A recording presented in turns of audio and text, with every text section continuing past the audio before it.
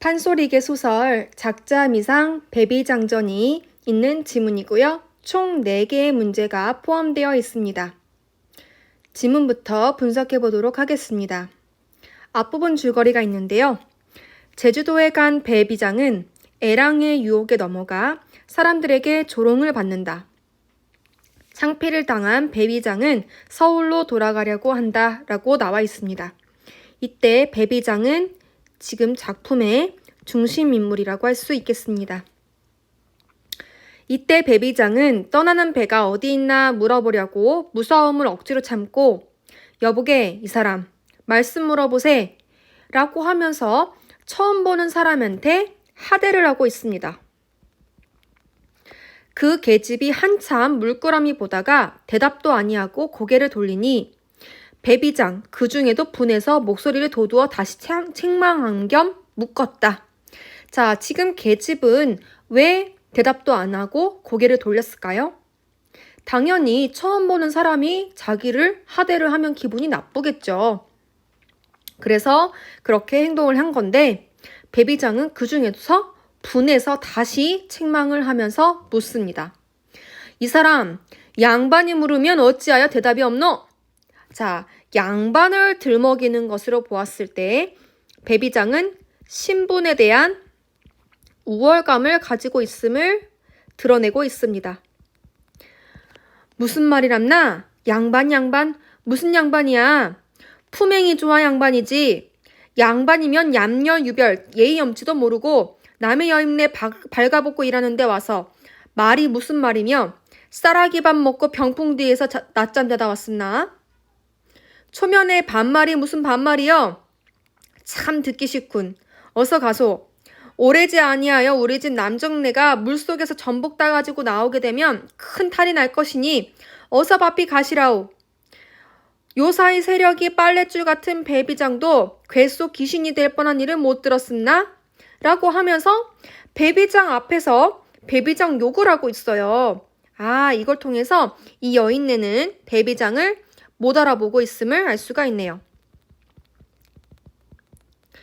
자, 근데 이 여인의 대화에서 알 수 있듯이 여인은 갑자기 다짜고짜 지금 자기한테 하대를 하면서 양반이 물으면 어떻게 대답을 해야지? 대답이 없나? 라고 하는 부분을 꼬집고 있습니다. 배비장이 구식적 습관으로 지방은 지금 제주도죠? 제주도라고 한 손 놓고 하대를 하다가 그 말을 들어보니 부끄럽고 분한 마음이 앞서져서 혼잣말로 자탄을 하겄다 라고 하면서 판소리적 그 판소리 사설의 문체로 얘기를 하고 있어요. 지금 이 소설이 판소리계 소설이기 때문에 이러한 사설 문체가 종종 드러나고 있음을 앞으로도 확인할 수 있겠습니다. 허허, 내가 금년 신수 불길하다. 우리 부모 만류할제 오지나 말았으면 좋을 것을 고집을 세우고 여기 왔다가 경향에 유명한 웃음거리나 되고 또 도처마다 망신을 당하니 섬이라는데 참 사람 못 살 곳이로구 하면서 분한 마음에 그 계집과 다시 말싸움을 하고 싶지 않건만은 해는 점점 서산에 걸치고 앞길은 물을 사람이 없어 함경도 문자로 붙을 때 붙으라 하는 말과 같이 사과나 하고 다시 물을 수밖에 없다 하여 말공대를 얼마쯤 올려 다시 수작을 하겄다. 여보시오, 내가 참 실수를 대단히 하였소. 이곳 풍속을 모르고 라고 하면서 하대를 하는 것을 고쳐서 존대를 하고 있습니다. 실수를 할 것이 왜 있사오리까? 그렇다는 말씀이지요. 라고 하면서 지금 배비장이 존대를 하자 여인도 역시 다시 정중하게 대답을 하고 있죠. 그런데 당신은 어디로 가시는 양반이십니까? 네, 나는 지금 급한 일이 있어서 서울을 갈 텐데 어느 배가 서울로 가는지 그것을 좀 묻고자 그리하여. 서울 양반이시면 무슨 일로 여기로 오셨으며 또 성함은 뉘시오니까? 성명은 차차 아시지요마는 내가 이곳에 볼 일이 있어서 왔다가 부모 병환 기별을 듣고 급히 가는 길인데 가는 배가 없어서 이처럼 애절이요 라고 하면서 사실 부모 병환 기별을 듣는 것은 핑계거든요. 그리고 성명을 똑바로 말하지 못해요. 왜냐하면 지금 제주도에 간 배비장이 애랑의 유혹에 넘어가서 사람한테 조롱들을 받았잖아요. 그래서 이미 창피를 당한 상태이기 때문에 내가 배비장이 올시다 얘기를 했을 때 똑같이 또 조롱이 들어올 것을 염려해서 솔직히 자신이 누군지 그리고 내가 왜 서울에 가야 하는지를 말하지 못하고 있습니다. 그러면 가히 없습니다. 서울로 가는 배는 어제 저녁에 다 떠나고 이제는 다시 4, 5일을 기다려야겠습니다. 그러면 이 노릇을 어찌하여 줬소? 아휴, 참 딱한 일이 올시다 하더니 옳지, 가는 배 하나 있습니다. 그러나 그 배에서 행인을 잘 태우는지는 모르겠소. 저기 저편 언덕에 포장치고 조그마한 돛대 세운 배에 가서 물어보시오. 그 배가 제주 성내에 사는 부인 한 분이 친정이 해남인데 급한 일이 있어서 비싼 값을 주고 혼자 빌려서 저녁물에 떠난다더니 참 떠나는지 알 수 없습니다. 배비장이 그 말을 듣고 좋아라고 허겁지겁 그 배로 뛰어가서 사공을 찾는다. 어이, 뱃사공이 누구요? 자, 다시 제 버릇을 주지 못하고 다시 하대를 하고 있네요. 사공이 반말에 비위가 틀려서 사공은 왜 찾아? 똑같이 반말로 응대를 하고 있죠? 말 좀 물어보면 무슨 말? 그 배가 어디로 가는 배요? 물로 가는 배요. 원래 배비장이 사공을 공손하게 대하기는 초라하고 해라 하자니 제 모양 보고 받을지는 몰라서 어정쩡하게 말을 내놓다가 사공의 대답이 한층 더 올라가는 것을 보고 한숨을 휘 쉬면서 내가 그저 춘멍을 못 깨고 또 실수를 하였구나 라고 하면서 자기가 제 버릇을 고치지 못한 것에 대해서 자신의 태도를 반성하고 있죠. 어법을 고쳐 입맛이 썩 들어붙게 여보시오, 노영이 입에 인자시오? 라고 하면서 존대를 하고 있죠. 사공은 목락청에 혼이 씌었던지 목락청은 자기 주관 없이 응대하는 사람을 말하거든요. 그러니까 사공이 앞에서 배비장이 반말을 하니까 당연히 반말을 했고 또 존대를 하니까 줏대 없이 또 존대를 한다는 거죠. 그대로 쫓아가면 그렇습니다. 내가 입에 인자올시다 라고 하면서 똑같이 정중하게 대우하고 있습니다. 들으니까 노영배가 오늘 떠나서 해남으로 간다죠? 예, 오늘 저녁 물에 떠납니다. 그러면 내가 서울 사는데 지금 가는 길이니 좀 타고 가옵시다. 좋은 말씀이시올시다마는 이 배가 행객 싣는 배가 아니었고 해남으로 가시는 부인 한 분이 혼자 빌려서 가시는 터인즉 사공 임의대로 다른 행객을 태울 수가 없습니다. 그는 그러하겠소마는 내가 부모 병환을 급보를 듣고 급히 가는 길인데 달리 가는 배는 없고 이 배가 간다고 하니 아무리 부인이 타신 터이라도 이러한 정세를 말씀하시고 한편 이물 구석에 종용이 끼어가게 해주시면 그 안이 적선이요? 자, 대가를 낸다고 하는 것도 아니고 그냥 조용히 껴달라. 그러면은 선정을 베푸는 것이 아니냐라고 얘기를 하고 있는 거죠. 이에 대해서 당신 정경이 불쌍하오 라고 하면서 연민을 하고 있죠. 그러면 해진 후에 다시 오시면 부인 모르게라도 스며시 타고 가시게 하오리다 라고 하면서 배비장의 처지를 딱히 여기고 있는 사오공의 모습을 끝으로 이야기를 마무리 짓고 있습니다. 자, 이렇게 내용을 살펴봤는데요. 이러한 부분들을 바탕으로 문제를 풀어보도록 하겠습니다. 첫 번째 문제입니다. 윗글에 대한 이해로 적절하지 않은 것은 1번. 계집은 배비장의 문제점을 지적함으로써 양반답지 못한 태도에 대해 비판적 인식을 표출하고 있다. 자, 계집과 배비장의 대화에서 계집은 양반이 무슨 양반이야, 품행이 좋아 양반이지 라고 하면서 양반답지 못한 태도에 대해서 비판적 인식을 표출하고 있으므로 맞습니다. 2번, 배비장은 자신에게 이름을 묻는 계집의 질문에 즉답을 피함으로써 자신의 정체를 숨기고 있다. 자, 여기 보시면은 성명은 차차 아시지요마는 내가 이번에 볼 일이 있어서 왔다가 부모 병원 기별을 듣고 급히 가는 건데 배가 없어서 이렇게 애절이요 라고 하면서 자신에게 이름을 묻는 계집의 질문에 똑바로 대답하지 못하고 있습니다. 3번, 계집은 배비장에게 배편이 있을 수도 있다는 말을 건넴으로써 그가 궁금해했던 정보를 제공하고 있다. 계집이 그 배비장의 노릇을 딱히 여겨서 옳지, 가는 배 하나 있습니다 라고 하면서 조그만 돛대 세운 배에 가서 물어보시오 라고 하며 그가 궁금했던 정보를 제공하고 있다는 점에서 3번도 맞습니다. 4번. 사공은 부인의 허락 없이 임의로 다른 행객을 태울 수 없다고 말함으로써 낯선 이에 대한 경계심을 드러내고 있다. 자, 부인의 허락 없이 임의로 다른 행객을 태울 수 없다고 말한 것은 낯선 이에 대한 경계심이 아니라 정말로 부인 한 분이 혼자 빌려 가시는 터라서 거절한 것 뿐입니다. 따라서 경계심과는 관련이 없으므로 윗글의 내용에 대한 이해로 적절하지 않는 답으로는 4번이 되겠습니다.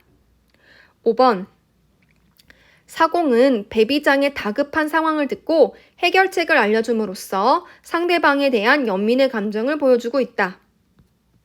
아까 사공은 당신 정경이 불쌍하오 라고 하면서 연민의 감정을 드러내고 있고 해준 후에 다시 오면 부인 모르게 타고 가게 하겠다라고 하면서 해결책을 알려주고 있으므로 맞는 설명이 되겠습니다. 종합해 보았을 때 첫 번째 문제 정답은 4번이 되겠습니다. 두 번째 문제입니다. A에서 이 중 배비장이 상대의 기분을 풀어주기 위해 사용한 표현으로만 짝지어진 것은?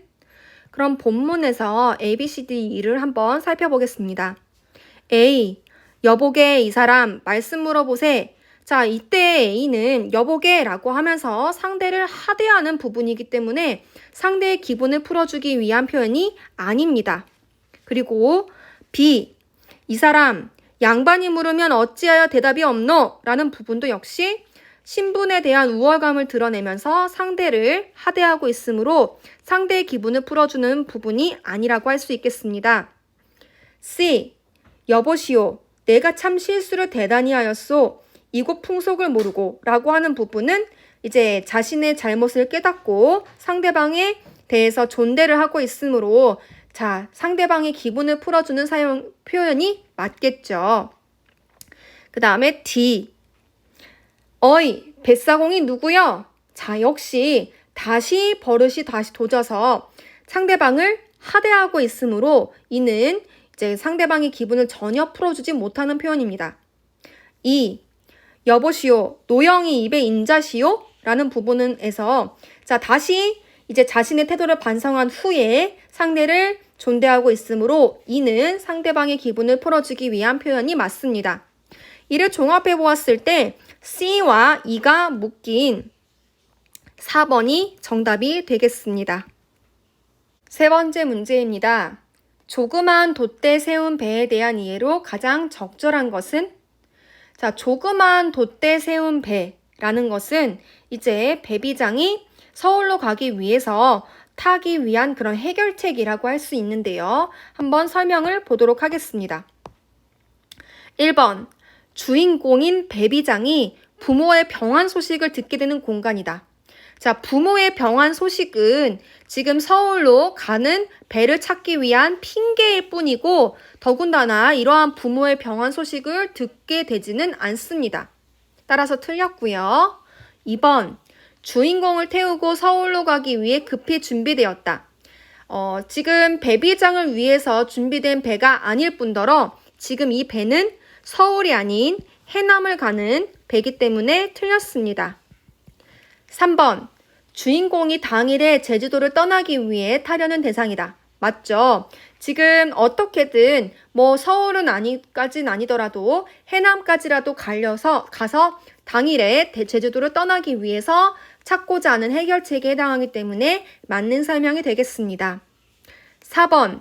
주인공이 경제적 보상까지 내세우며 타고자 하는 것이다 라고 했는데 지금 배비장은 그냥 이렇게 그 배의 구석에 조금만 껴서 가게 해주시면은 그 안이 적선이요 라고 하면서 경제적인 보상을 얘기하는 부분은 나와 있지 않습니다. 언급되어 있지 않다는 점에서 틀렸습니다. 5번. 주인공이 행객들을 데리고 제주도를 떠나기 위해 타려 한다 라고 했는데 배비장은 자기 혼자만 가려고 하는 것이지 어떤 다른 사람들과 같이 데리고 가려는 의도는 없습니다. 따라서 2번 문제의 정답은 3번이 되겠습니다. 네 번째 문제입니다. 보기를 참고하여 윗글을 감상한 내용으로 적절하지 않은 것은 3점짜리 문제이고 보기가 포함되어 있습니다. 그럼 보기의 내용부터 살펴보겠습니다. 배비장전에서 창피를 당해 제주도를 떠나려 했던 배비장은 제주도에 남게 되고 결말에 가서는 현감에 올라 사람들의 칭송을 받게 된다. 이와 같은 변화가 어떻게 가능했을까? 배비장이 제주도를 떠나고자 할 때 제주도 사람들의 도움을 받기 위해 자신이 서울 양반이라는 우월감을 버리고 그들을 존중하는 경험을 했기 때문이다. 이는 비록 불가피한 선택이었지만 이 과정에서 그는 자신의 태도를 돌아보게 된다.